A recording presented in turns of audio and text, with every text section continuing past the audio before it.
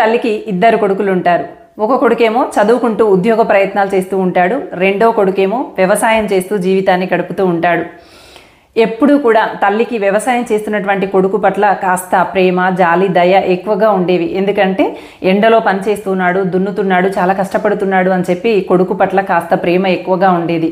ఎవరైతే చిన్న కొడుకు ఉన్నాడో చదువు కోసం, ఉద్యోగం కోసం ప్రయత్నం చేస్తున్నటువంటి చిన్న కొడుకు పట్ల వాడు సుఖంగానే ఉంటున్నాడు కదా, నీడపట్టునే ఉంటున్నాడు కదా అనేటువంటి అభిప్రాయం ఆ తల్లికి ఉండేదన్నమాట.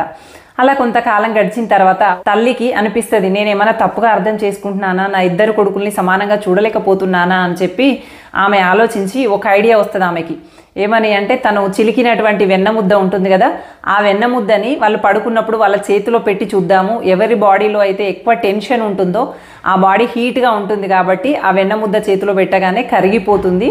కరిగినటువంటి ఎవరి చేతిలో పెడితే వెన్న ముద్ద కరిగిపోతుందో, కరిగిపోయిన వాడు ఎక్కువగా టెన్షన్లో ఉన్నట్టు, ఎవరిదైతే కరగకుండా అట్లాగే ఉంటుందో వాళ్ళు ప్రశాంతంగా నిద్రపోతున్నట్టు ఆమె అంచనా వేసుకుందనమాట.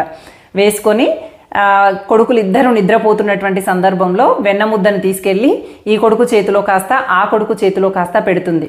ఎవరైతే చదువుకొని ఉద్యోగం కోసం ప్రయత్నిస్తున్నటువంటి వాడి చేతిలో పెట్టినటువంటి వెన్న ముద్ద క్షణాల్లో లిక్విడ్గా మారిపోతుంది. ఎవరైతే చాలా శారీరకమైనటువంటి అలసటకు గురైనటువంటి వ్యక్తి ఉన్నాడో అతని చేతిలో పెట్టినటువంటి వెన్న ముద్ద ఏమాత్రం కూడా కరగకుండా అలాగే ఉండిపోతుంది.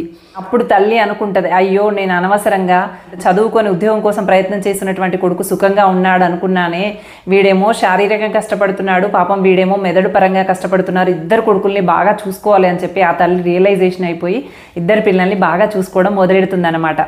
ఇక్కడ మనం అర్థం చేసుకోవాల్సినటువంటి విషయం ఏంటంటే, చాలామంది ఉద్యోగం చేస్తున్నటువంటి వాళ్ళని, చదువుకుంటున్నటువంటి పిల్లలని ఏమంటారంటే, వాళ్ళు నీడపట్టున ఉంటున్నారు, ఏసీ గదుల్లో ఉంటున్నారు, వాళ్ళకి ఏం కష్టము అని చెప్పి అనుకుంటారు.